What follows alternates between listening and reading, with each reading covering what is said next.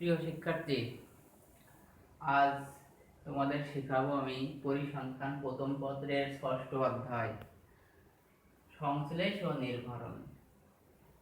অনেক মজার একটা চ্যাপ্টার, আজকের চ্যাপ্টারটা অনেক মজার। সংশ্লেষ ও নির্ভরণ। এখন কথা হচ্ছে সংশ্লেষের আরো কয়েকটা নাম আছে, আমরা পাঠের ভিতরে আমরা অনেক জানবো। তা আজকে সংশ্লেষ ও নির্ভরণ চ্যাপ্টারে যা যা শিখবো, যে আলোচ্য বিষয় আর কি, আজকে যে শিখবো আমরা, আজকে কোনো গণিত শিখবো না, আমরা কোনো গণিত কিছু শিখবো না, আজকে অঙ্ক করব না, আমরা চ্যাপ্টার কিছু থিওরি নিয়ে আলোচনা করব।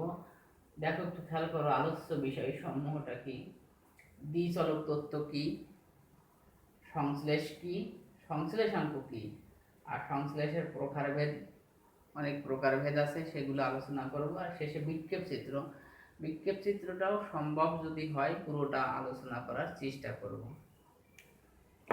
তা প্রিয় শিক্ষার্থী, আমি এখন প্রথম টপিকস দ্বিচলক তথ্য কি, দ্বিচলক তথ্য নিয়ে আমি একটু কথা বলি।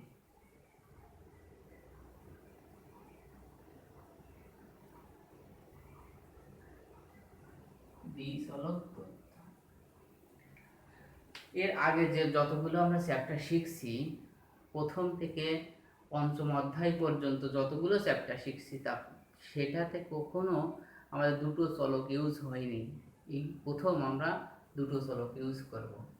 এখন দুটো চলক, আমরা চলক কি তা জানি, চলক কি তা জানি, চলকে কি দ্বারা প্রকাশ করে সেটাও জানি।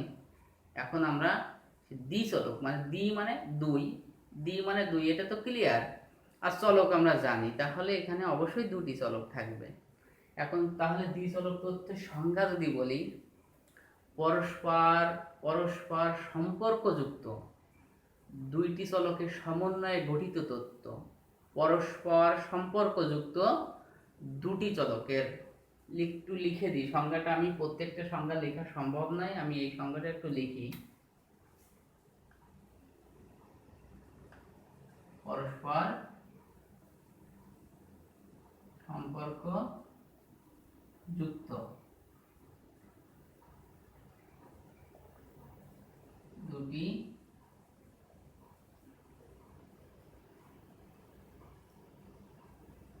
সমন্বয়ে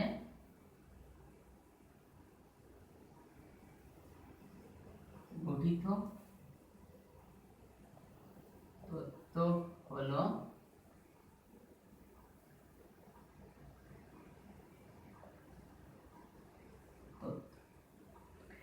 এখন প্রিয় শিক্ষার্থী একটু খেয়াল করো, এখানে আমাদের প্রত্যেকটা জানা জিনিস। এখন দেখো দুটি চলক মানে এখানে দুই, আর চলক কি আমরা সেটা জানি। এখন এই সম্পর্ক যুক্ত এই কথাটা একটু আমাদের ক্লিয়ার করব, সম্পর্ক যুক্তটা কি। আসলে চলক, তাহলে দুটি চলক আমরা একটু লিখি, দুটি চলকটা কি লিখি, একটা চলক লিখলাম এক্স আর একটা চলক ওয়াই, এই একটা চলক লিখলাম, একটা চলক, দুটি চলক লিখলাম, এটা ক্লিয়ার। চলককে এক্স ওয়াই জেড দ্বারা প্রকাশ করে এটাও আমরা জানি, তাই এক্স আর ওয়াই লিখলাম, দুটি চলক লিখলাম। এখন কথা হচ্ছে সম্পর্কযুক্ত, এর ভিতরে কি সম্পর্কযুক্ত, তাহলে নিচের কোনো একটা নাম থাকবে, এর নাম কি, এর নাম কি, কিছু একটা নাম থাকবে। আমি যদি এক্স এর নামটা যদি দিই আই, আই, তাহলে চলক এক্সটা কি আই, আই একটা চলক। কেন চলক, আইটা চলক কেন, কারণ আয়ের মান পরিবর্তনশীল, আই সবসময় স্থির থাকে না। এখন এর সাথে ওয়াই এর কি একটা সম্পর্ক থাকলে সেটা সম্পর্ক হতে পারে।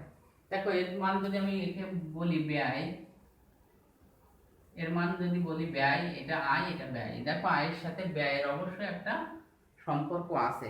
কিরকম সম্পর্ক আছে, আমাদের আয় দিন দিন যখন বাড়তি থাকে তখন আমাদের ব্যয়ও বাড়তেই থাকে। আয় যদি না বাড়ে তাহলে আমাদের ব্যয়ও বাড়ে না, তাহলে আয়ের সাথে অবশ্যই ব্যয়ের একটা সম্পর্ক আছে। তাহলে সম্পর্ক যুক্ত মানে যার সাথে যার সম্পর্ক আছে। এখন আমি যদি বলতাম এই আই, আই আয়না, এক্সটা আয়না, এটা বলতাম উচ্চতা, উচ্চতা, আর ওয়াইটাকে বলতাম ডাক্তার হবে। উচ্চতার সাথে ডাক্তারের কি কোনো সম্পর্ক আছে? যে সকল উচ্চ ব্যক্তি ডাক্তার তা তো নয়। উচ্চতা বেশি যার সে ডাক্তার, এমন তো এর মধ্যে কোনো সম্পর্ক নেই। খাটো মানুষও ডাক্তার আছে, তাহলে উচ্চতার সাথে ডাক্তারের কোনো সম্পর্ক নেই। কিন্তু উচ্চতার সাথে যদি আমি এখানে বলতাম, ডাক্তার যদি বলতাম ওজন, তাহলে এটার সাথে একটা সম্পর্ক আছে। কেমন সম্পর্ক আছে উচ্চতার সাথে ওজনের? কেমন সম্পর্ক? দেখো, একটা বাচ্চা যখন ছোট থাকে তার ওজন একটা থাকে, সে যখন আস্তে আস্তে একটু বড় হয় তার ওজন কিন্তু তত বাড়তে থাকে, সে আর একটু বড় হয় তখন ওজন আরও বাড়তে থাকে। তার মানে কি, যে উচ্চ ব্যক্তি মানে যে উঁচু উঁচু লম্বা, সে তার ওজনটাও একটু বেশি। তাহলে উচ্চতার সাথে ওজনের সম্পর্ক আছে। তাহলে আমরা সম্পর্কযুক্ত কি এটা বুঝতে পারছি। এই সম্পর্কযুক্ত দুইটি চলকের সমন্বয়ে গঠিত তথ্য। তাহলে সমন্বয়ে গঠিত তথ্য টা কি, সেটা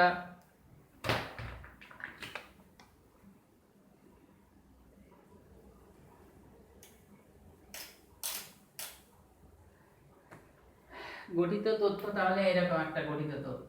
তথ্যটা এমন হতে পারে এক্স ওয়াই, একে বললাম আই, এটা ব্যয়।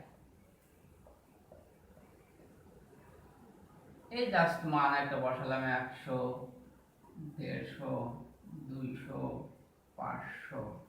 এখানে ধরলাম ব্যয় আছে 90, 140, 160, 300। এই যে একটা তথ্য পাইছি, এইটাই সম্পর্কযুক্ত দুটি চলকের সমন্বয়ে গঠিত তথ্য। এটাই আছে দ্বিচলক তথ্য। ক্লিয়ার? প্রিয় শিক্ষার্থী, বুঝতে পেরেছো নিশ্চয়? এখন আমরা দ্বিচলক তথ্য কি, এইটাকে আমি টিক দিলাম যে এটা আমরা জেনে ফেললাম। এখন আমরা শিখব দ্বিচলক তথ্যের পরে শিখব সংশ্লেষ কি।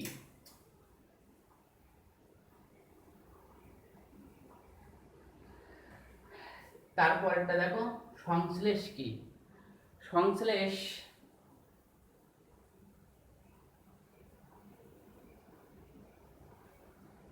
সংশ্লেষের আরো নাম আছে। সহ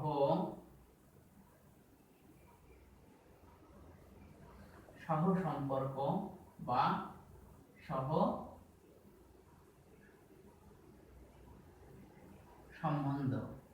তাহলে দেখো কয়টা নাম বললাম, সংশ্লেষের আরেক নাম সহ সম্পর্ক, আরেক নাম সহ সম্বন্ধ। এখন দেখো, এই সংশ্লেষ এবং নির্ভরণ, এই চ্যাপ্টারটার ইংরেজিতে নামটা বলা হয় কোরিলেশন অ্যান্ড রিগ্রেশন। এই সংশ্লেষের নাম আছে, ইংলিশে বলা হয়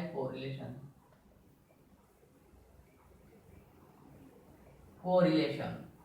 এইখান থেকে রিলেশন মানে আমরা জানি, রিলেশন মানে সম্পর্ক। আমরা রিলেশনটা ভালোই বুঝি, এই তোর সাথে ওর রিলেশন আছে, ওর সাথে ওর রিলেশন আছে, এটা তো আমরা ভালোই বুঝি।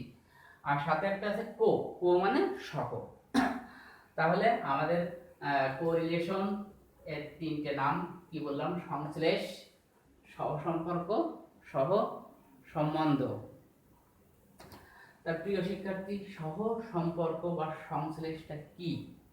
একটু আগেই শিখলাম সম্পর্কযুক্ত, কথাটা মানে আমরা ক্লিয়ার হয়েছি। তাহলে এখন এই সম্পর্কযুক্ত দুটি বা ততোধিক চলক, এখানে ততোধিকও থাকতে পারে, দুটি চলকও থাকতে পারে, তার বেশিও থাকতে পারে।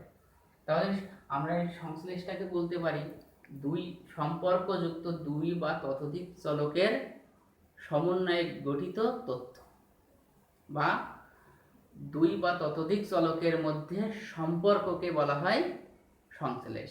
দুই বা ততোধিক চলকের মধ্যেকার সম্পর্ককে বলা হয় সংশ্লেষ বা সহ সম্পর্ক। তাই লিখি একটু, দুই বা ততোধিক চলকের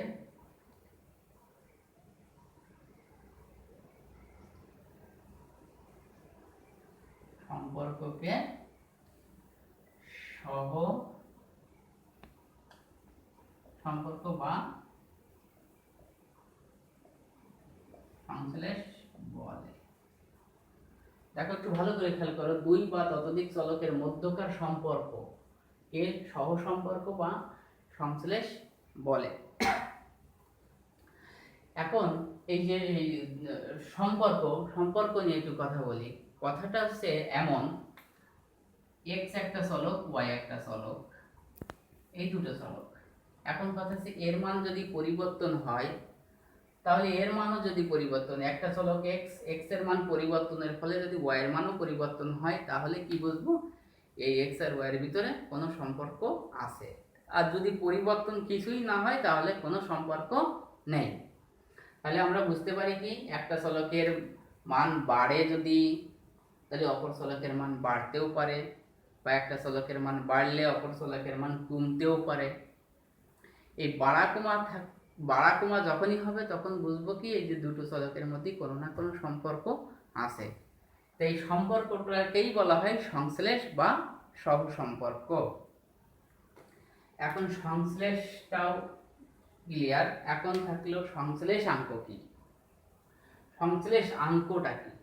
এখন কথা হচ্ছে যে দুটি চলকের ভিতরে বা দুই বা ততোধিক চলকের ভিতরে যে সম্পর্ক আছে, তার মাত্রাকে বা তার গাণিতিক পরিমাপকে বলা হয়, সংশ্লেষাঙ্ক। তাহলে এই যে দুই বা ততোধিক চলকের মধ্যকার সম্পর্কের মাত্রাকে একটা কথা যোগ করলেই হয়ে যাবে সংশ্লেষাঙ্ক।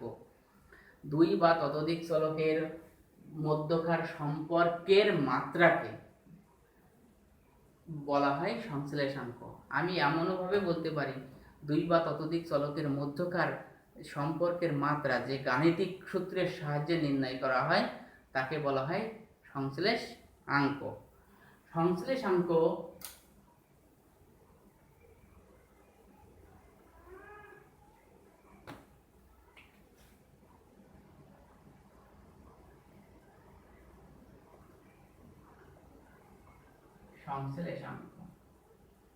তাহলে সংশ্লেষাঙ্ক সংখ্যাটা এখন বললাম কি, দুই বা ততোধিক চলকের মধ্যকার সম্পর্কের মাত্রাকে বলা হয় সংশ্লেষাঙ্ক।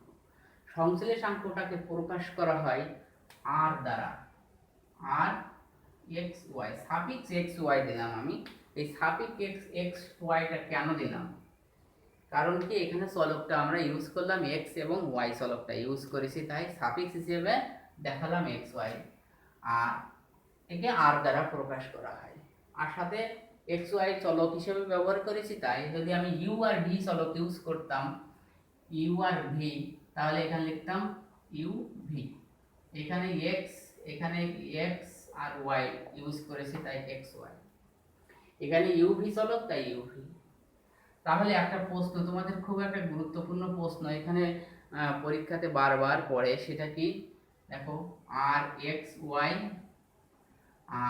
আর ওয়াই এক্স, এই দুটো কথা কি এক? বাকি জিনিসটা একটু মুছে দিই। এখন কথা হচ্ছে এই দুটো জিনিস এক কিনা।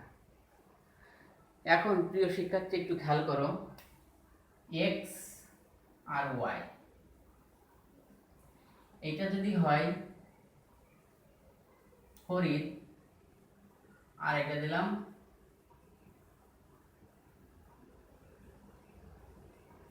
আমেনা। এখন খেয়াল করো, এক্স আর ওয়াই এর মধ্যে সম্পর্ক, তাহলে কি ফরিদ আর আমেনার মধ্যে সম্পর্ক, যে কথা। আর যদি বলতাম আমেনা আর ফরিদের মধ্যে সম্পর্ক, একই কথা কিনা? ফরিদ আর আমেনার মধ্যে সম্পর্ক, আর আমেনা আর ফরিদের মধ্যে সম্পর্ক, একই কথা। তার মানে আর এক্স ওয়াই যে জিনিস, আর ওয়াই এক্সও একই জিনিস। এই জন্য এটাকে বলা হয় চলক নিরপেক্ষ, মানে চলকটাকে যদি পাল্টিয়েও দিই, তাহলেও তার কোনো মানের কোনো পরিবর্তন হয় না, কারণ দুইজনের সাথে সম্পর্ক, আমার সাথে তোমার সম্পর্ক আর তোমার সাথে আমার সম্পর্ক, কথাটা একই জিনিস। তাহলে এই সংশ্লেষাঙ্ক তো আমরা শিখলাম, এই সংশ্লেষাঙ্কের একটা সূত্র আছে, এটা তো গাণিতিক পরিমাপ। একটু আগেই বললাম যে সংশ্লেষাঙ্কটা হচ্ছে তার গাণিতিক পরিমাপ। তাহলে সংশ্লেষাঙ্ক আমরা যে সূত্রটা ইউজ করি সেটা দেখো, আর এক্স ওয়াই, আমি এখানে চলক হিসেবে ব্যবহার করলাম, এক্স ওয়াই চলক হিসেবে ব্যবহার করলাম। সূত্রটা দেখো, summation x i minus x bar y i minus y bar root over summation x i minus x bar তার স্কোয়ার, আবার summation y i minus y bar তার স্কোয়ার। এই আছে এই সংশ্লেষাঙ্কর মেন সূত্র। এটা এই মেন সূত্র একে বলা হয় তাত্ত্বিক সূত্র বা সংজ্ঞা সূত্র। সংজ্ঞা ইউজের জন্য এই সূত্রটা ব্যবহার করা হয়। আমি সবাইকে এটা বলি, এটা সংজ্ঞা পড়ার সূত্র। তাহলে কি লিখলাম, এটা সংজ্ঞা সূত্র। এর আরো একটা সূত্র আছে, যে সূত্রটার নাম গণনা সূত্র হিসেবে বলা হয়। আমি বলি এটাকে অঙ্ক করা সূত্র। সূত্রটা এই মেন সূত্র থেকে ওই সূত্রটাও তৈরি হয়েছে, মেন সূত্রটা থেকে ওই সূত্রটাও তৈরি হয়। সেই সূত্রটা কি দেখো, একটু লিখি। আর এক্স ওয়াই সমান সমান summation x y minus summation x into summation y by N,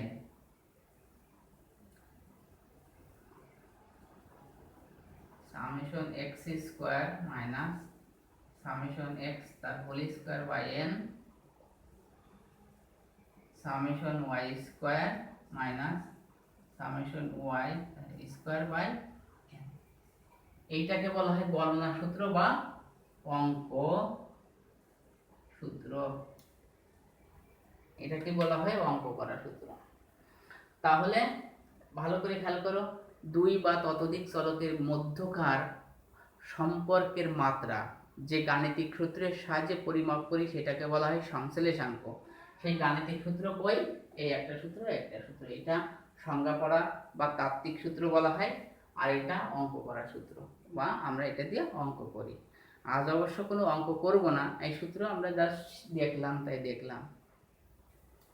এখন সংশ্লেষাঙ্ক আমাদের শেষ। এখন তার পরের টপিকসটা দেখো আছে সংশ্লেষের প্রকারভেদ। সংশ্লেষ বা সহ সম্পর্কের প্রকারভেদ। প্রিয় শিক্ষার্থী, এই সংশ্লেষের প্রকারভেদ এটা মূলত বেসিক একেবারে মূলত দুই প্রকার। সংশ্লেষ দুই প্রকার।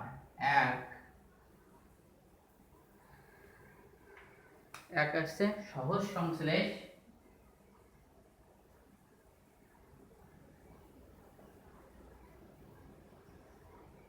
আর দুই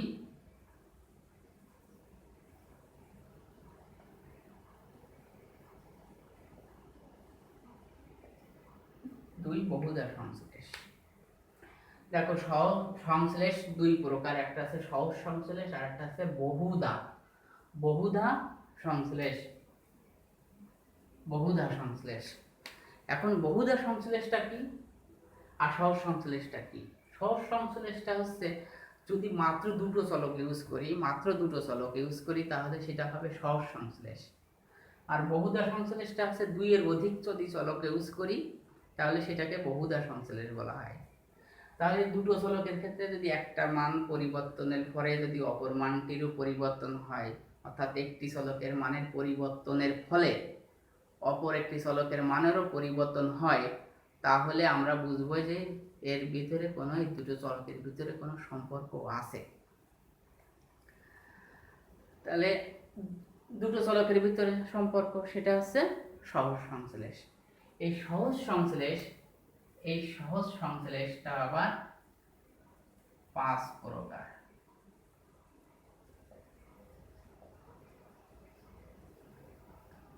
আমাদের বহুধা সংশ্লেষটা আমরা বাদ, কারণ বহুধা সংশ্লেষ নিয়ে আমাদের বইতে কিছুই নাই, বইতে আমাদের শেখারও কিছু নাই। জাস্ট সংশ্লেষ দুই প্রকার, তাই বহুধা একটা সংশ্লেষ, তাই বহুধা সংশ্লেষটা আমরা মুছে ফেলবো। এখন থাকলো শুধু সংশ্লেষ 5 প্রকার। এই সংশ্লেষ 5 প্রকার, সেই 5 প্রকারটা লিখবো আমরা এখন। দেখো এই 5 প্রকারের একটা আছে পূর্ণ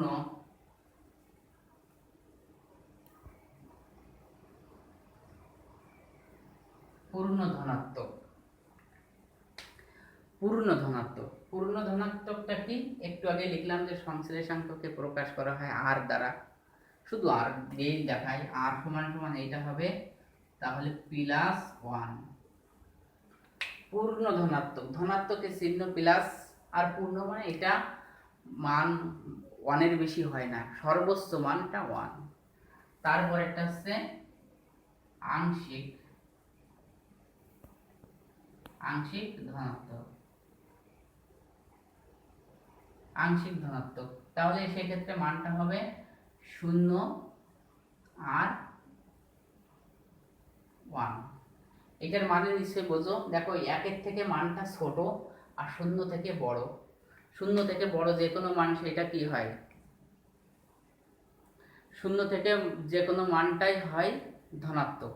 এটা ধনাত্মক মান কিন্তু 1 থেকে ছোট, তাহলে এটা পূর্ণ নয়, এটাকে বলা হয় আংশিক ধনাত্মক। 3 নম্বরটা দেখো, পূর্ণ ঋণাত্মক। সেক্ষেত্রে r =-1। ঋণাত্মক দেখো মাইনাস, ঋণাত্মক মাইনাস, এবং পূর্ণ হওয়ার সঙ্গে সঙ্গে, পূর্ণ মানে 1, পূর্ণ মানে 1। তাহলে পূর্ণ 1 যদি হয় তাহলে একটা পূর্ণ ধনাত্মক হলে +1, পূর্ণ ঋণাত্মক হলে -1। 4 নম্বরটা হচ্ছে আংশিক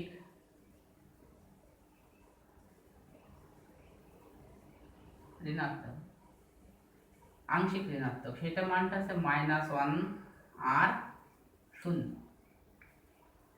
আরেকটা আছে 5 নম্বরটা হচ্ছে শূন্য, শূন্য সম্পর্ক, শূন্য সম্পর্ক। এখানে r সবসময় 0। তাহলে সংশ্লেষের প্রকারভেদগুলো আমরা শিখলাম। এখন পূর্ণ ধনাত্মক কি, পূর্ণ ঋণাত্মক কি, সেটা নিয়ে এখন কথা বলবো। দেখো প্রিয় শিক্ষার্থী, এখন আমরা এই যে 5 প্রকার শিখলাম, এই 5 প্রকারটা আমরা একটু ভালো করে শিখব। তাহলে প্রথমে শিখি পূর্ণ ধনাত্মক, সেটা কিভাবে হয়। আমরা একটু আগে বললাম যে সহজ সংশ্লেষের জিনিস, তাহলে দুটো চলক থাকবে, একটা দেখি x আর একটা y। x এর মান যদি বাড়ে, মানে আমি যদি মনে করি x ব্যক্তিটা, x সে ডান দিকে যাবে, তাহলে y ও ডান দিকে যাবে। x যদি ডান দিকে যায় y ও ডান দিকে যাবে, আর x যদি বাঁ দিকে যায় তাহলে y ও বাঁ দিকে যাবে। তাহলে তাদের ভিতরে ধনাত্মক সম্পর্ক আছে। তাহলে আমরা কি বুঝবো, এদের মধ্যে কোনো সম্পর্ক আছে। কি সম্পর্ক আছে, সেটা হবে ধনাত্মক সম্পর্ক। কি, এর মান যদি ডান দিকে যায় মানে বাড়ে, তাহলে কেমন হতে পারে আমি একটু দেখাই। একটার মান 10, 12, 20, 25। দেখো x এর মান কি বেড়েছে, মানে বাড়লো। y এর মানটা যদি এমন হয় 5, 7, 10, 15, এর মানটাও বেড়েছে, এর মানটাও বেড়েছে। তার মানে x আর y, এই ব্যক্তি যদি এই দিকে যায় তাহলে এও এই দিকে যায়, তাহলে এদের ভিতরে ধনাত্মক সম্পর্ক। আবার x যদি এই দিকে যায়, y ও যদি এই দিকে যায়, তাহলে এদের মধ্যে ধনাত্মক সম্পর্ক। মানে দুইজনে যদি একই দিকে যায় তাহলে তাদের ধনাত্মক সম্পর্ক। তাহলে এটা হচ্ছে পূর্ণ হবে কিভাবে, পূর্ণ ধনাত্মক হতে হবে। সেটা কি, যদি বাড়াটা সমহারে হয় তাহলে হবে পূর্ণ ধনাত্মক। কেমন সমহারে, এটা 10, এটা 12, এইটা যদি হতো 14, আর এটা যদি হতো 16। এইটা দেখো, এইটাকে যদি এখন আমি একটু চেঞ্জ করে দিই, এটা 5, এটা 10, এটা 15, এটা 20। দেখো x এর বৃদ্ধি কত, 2, এটা থেকে এটার বৃদ্ধি কত, 2, এটা থেকে এটার বৃদ্ধি কত, দেখো সমহারে বৃদ্ধি হয়েছে। এবং ওয়াইটাও বৃদ্ধি পেয়েছে, কিন্তু সমহারে। যখন সমহারে বৃদ্ধি পাবে তখন তাকে বলা হয় পূর্ণ ধনাত্মক। বৃদ্ধি পাওয়া একই তো, দুটোই তো বেড়েছে, বাড়ার সঙ্গে দুটোই যদি একই রকম যায়, ভাই বাড়ে নাই কমে, তাহলে ধনাত্মক।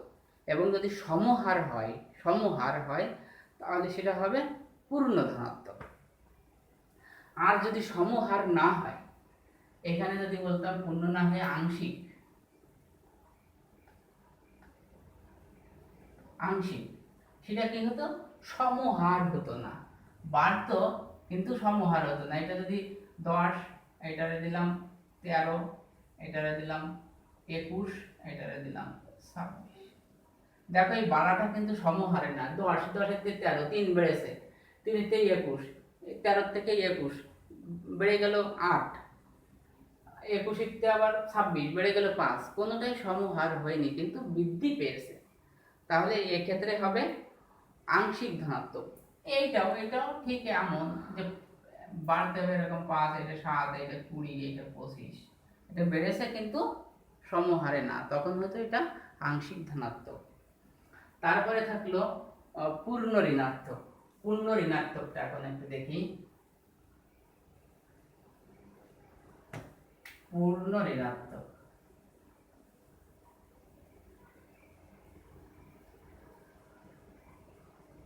পূর্ণ ঋণাত্মকটা কি? পূর্ণ ঋণাত্মকটা হচ্ছে এই এই যে দুটো চলক একটু আগে লিখলাম x এবং y, x এর মানটা যদি বাড়ে y এর মানটা কি কমবে। x যদি ডান দিকে যায় y যাবে বাঁ দিকে, x যদি যায় ডান দিকে তাহলে y যাবে বাঁ দিকে। তাহলে বুঝবো কি এদের ভিতরে একটা সম্পর্ক আছে। তা কি সম্পর্ক আছে? বিপরীত সম্পর্ক। এই বিপরীত সম্পর্কে বলা হয় নেগেটিভ। নেগেটিভ মানে আমরা বুঝি বিপরীত। তাহলে এটা যদি বাড়ে তাহলে এটা কমবে, বা অপরভাবে বলতে পারি যদি এইটা কমে তাহলে এটা বাড়বে। সেক্ষেত্রে এদের মধ্যে সম্পর্ক কি? নেগেটিভ সম্পর্ক, মানে ঋণাত্মক সম্পর্ক। তাহলে পূর্ণ হবে কিভাবে? পূর্ণটাও কি একই সেই সমহারে। তাহলে একটু দেখাই, এক্স ওয়াই মান একটু লিখে দেখাই একটা। এটা যদি বাড়ে 10, 15, 20, 25, আর এটা যদি তখন কমতে হবে, এটা দিলাম 50, 40, 30, 20। দেখো এটা কিন্তু বেড়েছে, x এর মান বৃদ্ধি পেয়েছে, y এর মান কমে গেছে, হ্রাস পেয়েছে। তাহলে কি? কিন্তু সমহার। দেখো সমহার, সেক্ষেত্রে আমরা কি বলতে পারি যে এটা হচ্ছে পূর্ণ ঋণাত্মক। পূর্ণ ঋণাত্মকের ক্ষেত্রে আমরা আর এর মান অবশ্যই আগে একটু দেখছি যে আর এর মান কত হয়। পূর্ণ ঋণাত্মকের ক্ষেত্রে আর এর মান হয় -1। এখন আমরা শিখব আংশিক ঋণাত্মকটা কি।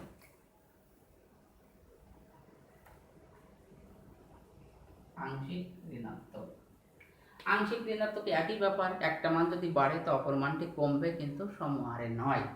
তাহলে সে একটু দেখাই, এটা 10, এটা দিলাম 12, এটা দিলাম 20, এটা দিলাম 30, এটা দিলাম 40, এটা 25, এটা 20, এটা 5। দেখো একটা মান বৃদ্ধি পেয়েছে, x এর মানটা কিন্তু বেড়েছে কিন্তু সমহারে না। এটা থেকে এটার ব্যবধান 2, এটা থেকে 8, এটা থেকে 10, কোনোটাই সমান নয়। আবার এটা দেখো, এটা থেকে কমতি এসেছে কিন্তু এটাও সমহারে নয়। সেক্ষেত্রে এটা কিভাবে বলি আমরা? পূর্ণ আংশিক ঋণাত্মক। ঋণাত্মক কি? বিপরীত হচ্ছে। দেখো একটা মান বাড়ছে, একটা যাচ্ছে ডান দিকে, তাহলে আর একটা যাচ্ছে এই দিকে, বা একটা যাচ্ছে এই দিকে তার একটা যাচ্ছে এই দিকে। তার মানে এদের এইরকম চলে, এরা দাগ-মুলো সম্পর্ক। এই জন্য এটাকে নেগেটিভ বা ঋণাত্মক সম্পর্ক এদের ভিতরে। আর একটা আছে শূন্য সংশ্লেষ বলা হয় একটা, বা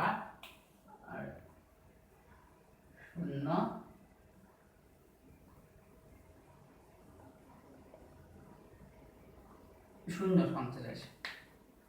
শূন্য সংশ্লেষটা হচ্ছে একটার মান পরিবর্তনের ফলে অপর মানটির কোনো পরিবর্তন হয় না। তাহলে কি বুঝবো যে এইটা আর এটার ভিতরে কোনো সম্পর্ক নেই। একটা মানের পরিবর্তনের ফলে অপর মানের কোনো পরিবর্তন না হয় তাহলে বুঝবো এদের ভিতরে কোনো সম্পর্ক নেই। তাহলে দেখো এমন x একটা চলক, y একটা চলক, মান লিখে 10, 20, 25, 50,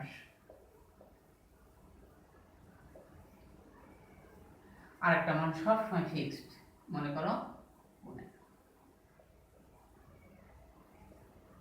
খেয়াল করো যে একটা মানের পরিবর্তনের ফলে অপর মানটির কোনো পরিবর্তন হয়নি। তার একটা উদাহরণ কি দেখবা, উদাহরণ শুনবা। উদাহরণটা হচ্ছে লবণের দাম যতই বাড়ুক না কেন তার ব্যবহার কিন্তু নির্দিষ্টটাই হয়। লবণ আজ 30 টাকা কেজি হলেও আমরা মাসে যদি 1 কেজি লবণ লাগে তাহলে 1 কেজি লবণ লাগবে। সেই লবণের দাম যদি হঠাৎ করে কমে যায়, কেমন কমে গেল, লবণের কেজি 10 টাকা, তাহলে কি আমরা পরের মাসেতে 2 কেজি খাবো? অবশ্যই খাবো না, কারণ লবণ বেশি দিলে আমরা পুড়ে যাবে, তখন আমরা আর খেতে পারবো না। বা পরের মাসে লবণের দাম 30 টাকার জায়গায় হয়ে গেল 50 টাকা, তাহলেও কিন্তু সেই আমাদের মাসে যদি 1 কেজি লবণ লাগে সেই 1 কেজি লবণ লাগবে। মানে লবণের দাম যদি বাড়লেও কোনো